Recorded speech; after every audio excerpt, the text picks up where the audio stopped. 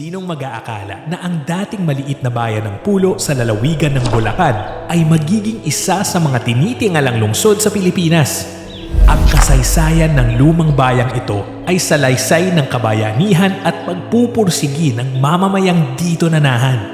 Ito ang kwento ng pagunlad ng Pulo. Isang sinaunang pamayanan na isinilang sa tabi ng ilog. May sariling pinuno, may sariling kabuhayan, may kalayaan. Nang dumating ang mga Espanyol, ito ay naging bahagi ng May Kawayan. Naging Pueblo de Pulo at parokya sa pamatnubay ni San Diego de Alcala. Naging bayan ng mga mangangalakal at magsasaka.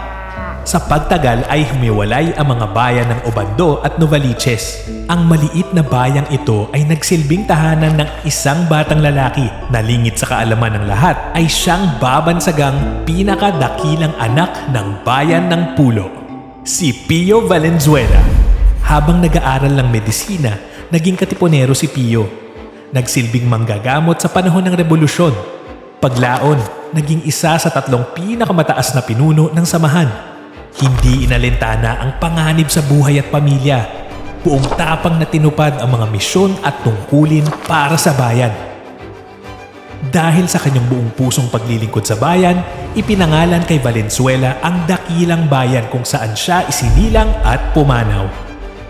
Mahaba man ang pakikipagsapalaran para sa pagbabago, katulad ni Dr. Pio Valenzuela, ang bayan ay napupuno ng pag-asa at pagsisikap. Sa pagdagsa ng mga negosyante, nakaranas ng kakaibang kaginhawaan ang mga taga rito. Bagamat dayuhang maituturing, napansin ng mga namumuhunan ang potensyal sa pag-usbong ng industrialisasyon. Sa pagbubukas ng mga pabrika, nabigyan ng hanap buhay ang maraming manggagawa. Sa pagsusumikap at pagpupursigi ng mga mamamayan, nakilala ang ilang bukod-tanging Valenzuelano na mayagpag sa kani-kanilang propesyon sa larangan ng sining, edukasyon, hudikatura, serbisyo publiko at iba pa. Maging sa industriya ng media at pagpapalabas, nakilala ang Pulo bilang pangunahing lokasyon ng malikhaing paggawa ng mga pelikula. Naging saksi rin ang bayang ito sa pag-iisang dibdib ng hari at reyna ng pelikulang Pilipino. At noong ika-14 ng Pebrero 1998, ang bayan ng Valenzuela maituturing ng isang urbanisadong lungsod sa Metro Manila. Kaakibat sa pag-angat ng syudad ay ang mga pinunong nagsumikap na maitaas ang antas ng pamumuhay sa lungsod ng Valenzuela. Sila ang nagtatag ng pundasyon para sa makabago at mas disiplinadong Valenzuela. Pinatunayan nilang sa mabuting pamamahala, anumang pagbabago, hamon at suliranin ay may katapat na aksyon at solusyon. At ipinaramdam sa taong bayan ang tuloy-tuloy na progreso ng lungsod tungo sa mas dekalidad na pamumuhay ng bawat pamilyang Valenzuelano. Maligayang paglalakbay dito sa pambansang dambana ng Birhen ng Fatima, dito sa Valenzuela. Isang makulay na paglalakbay dito sa pambansang dambana ng Birhen ng Fatima, Dito sa Valenzuela. dito makikita ang napakagandang basilika na kung saan pwede tayong manalangin. At take note ha, hindi lang Obando Church ang pwede nating puntahan para tayo ay manalangin na magkaanak. Kundi, pwede rin nating bisitahin ang dambana ng Fatima dito sa Valenzuela. At alam niyo ba, ang basilikang ito ay natatag ng National Shrine of Our Lady of Fatima. At October 13, ang kapistahan ng ating mahal na Birhen Fatima. Next up, here at Museo Valenzuela. Ang Museo Valenzuela ay tinatag noong nakaraang November 6, 1998. Tampok rito ang mga memorabilia ni Dr. Pio Valenzuela at mga litrato ng bayan ng Valenzuela na tinaguriang exhibit ng Valenzuela.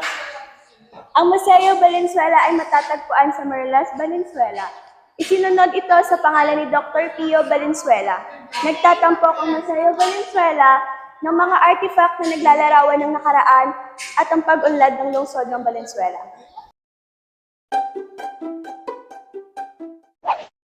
Alam mo ba? Alam niyo ba na ang Museo Valenzuela ay inilipat na sa Dr. Pio Valenzuela Museum na matatagpuan ngayon sa Polo, Valenzuela? Ang Museo Valenzuela ay nagsisilbing tambayan o parke ng mga residente ng Valenzuela. Ngayon ay under renovation ang Museo Valenzuela, ngunit ito ay libre pa din pwedeng pasukin at tambayan. Hey guys, today we're taking a trip to the Valenzuela City Hall Museum, a treasure trove of local history and culture right in the heart of the city. Ngayon partner, ano nga ba yung possible nating makita dito sa loob ng museum? Ang makikita natin ngayon dito ay dito sa bungad is yung bayan ng mga bayani. Dr. Pio Valenzuela, Kapitan Delfin Bililla, General Tiburcio de Leon. And dito naman sa kabilang side, panahon ng mga Kastila, Iglesia de Pulo. And now, proceed tayo sa amin. Alam mo ba partner, isang karangalan sa akin na makapunta dito sa museum na to. Since isa akong Valenzuelano and wala akong idea kung ano nga ba yung history or culture kung saan ako nagmula o saan ako lumaki. Kaya isang karangalan to sa akin and makita natin dito na napakadaming info na makakatulong talaga na bigyang mulat na kaalaman kung saan ba ako talaga nagmula. Dito naman sa side na to partner, makikita natin ang mga sikat na produkto na gawa or made in Valenzuela. Like the laundry, steel, cosmetics, paper, beverage, at foods. And punta naman tayo dito partner sa side nito kung saan makikita ang mga parangal sa Valenzuela.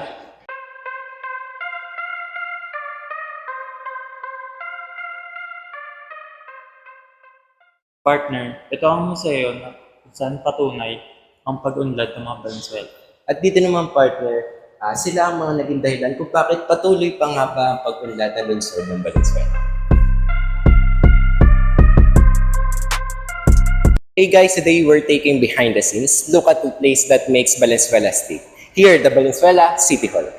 Sa loob ng Valenzuela City Hall, dito natin makikita ang mga opisina ng lokal na pamahalaan, kagaya ng mayors, mga city council at iba pang department ng serbisyong pampubliko.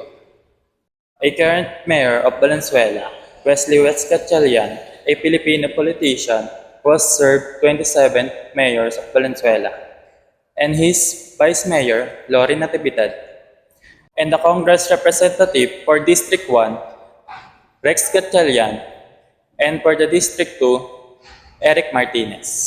Partner trivia lang. Alam mo ba na dito sa the City Hall Valenzuela, dito ginaganap at iba't ibang public events here near inside of Valenzuela City? At alam mo pa partner, itong tatlong tao na to sa likod natin ay si Andres Bonifacio, Emilio Jacinto, at Pio Valenzuela. At tinatawag din silang kataas-taasang tatlo. At matatagpuan lang ito dito sa Valenzuela City Hall.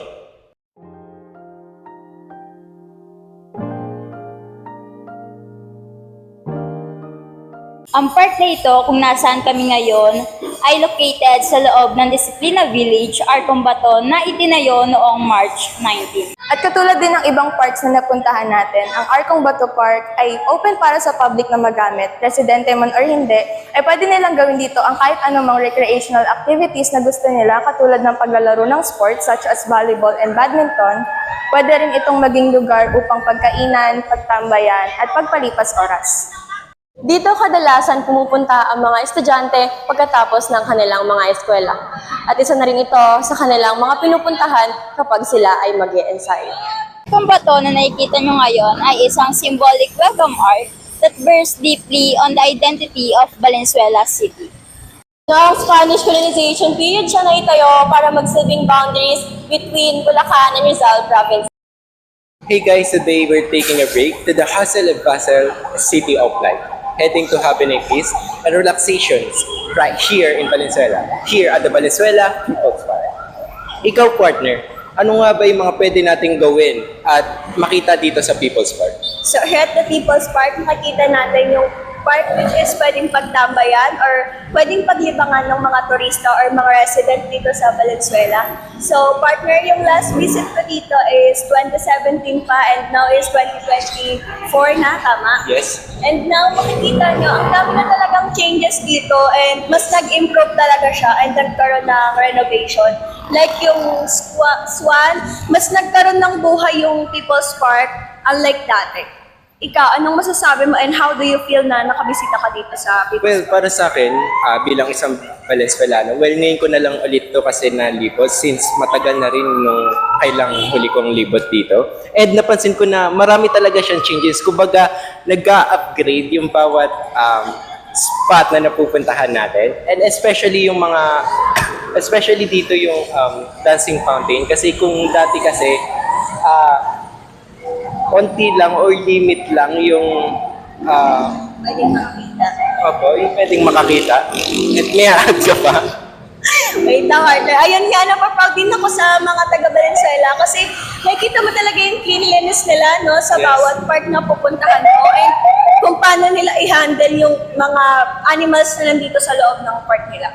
And isa pa rin sa napapansin ko, since ito nga is public park ng Valenzuela, and napapansin ko is maraming estudyante dito yung pumupunta, lalo-lalo na kung kailangan nila mag-practice, lalo na sa mga sayaw, sa mga rehearse. And I think tamang-tama naman to kasi ang ganda ng panahon, ang ganda ng malaki yung area sa May pagpapractice spot nila. talaga na binibigay para sa kanila. Oh yes, tama yun.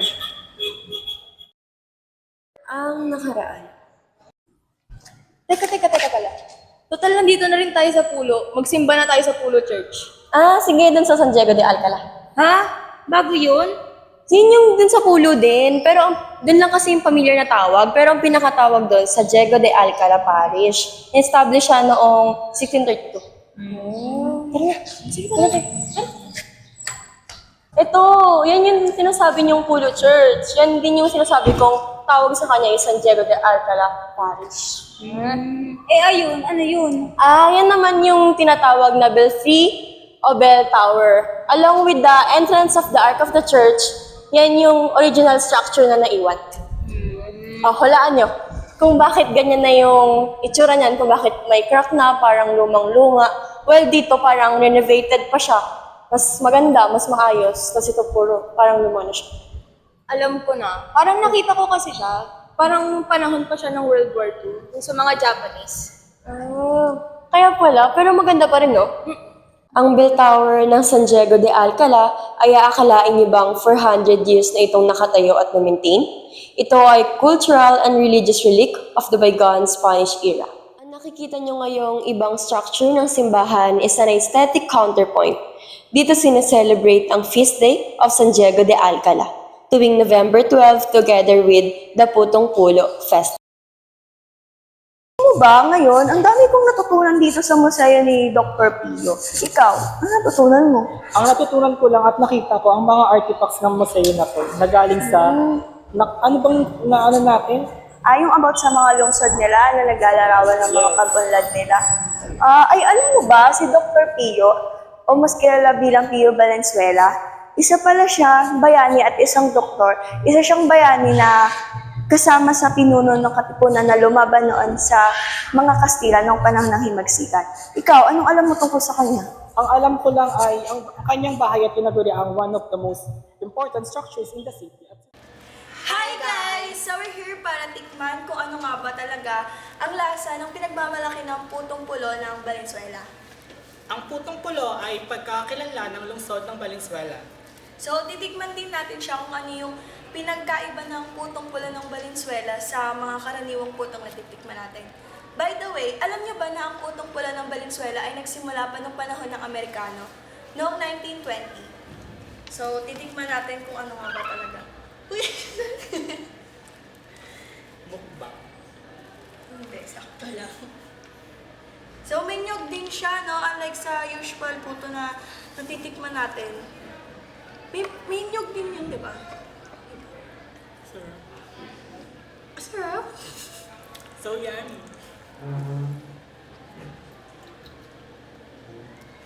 Lasa siyang ano, Che, pachinta, ganun. Parang may ano. Pero mas better siya kung mayroong coconut. Masarap. Matamis, gano'n. Marahil napapatanong ka, bakit nga ba special ang festival na to sa mga taga Valenzuela? Ang San Roque Festival sa Valenzuela City ay isang pagdiriwang na ipinagdiriwang para gunitain si San Roque, ang patron ng mga mangingisda at manggagawa. Ito ay may malalim na kahulugan sa lugar ng mga taga Valenzuela dahil kilala ang lungsod bilang isang lugar na may malaking populasyon ng mga manggagawa sa industriya at mga mangingisda.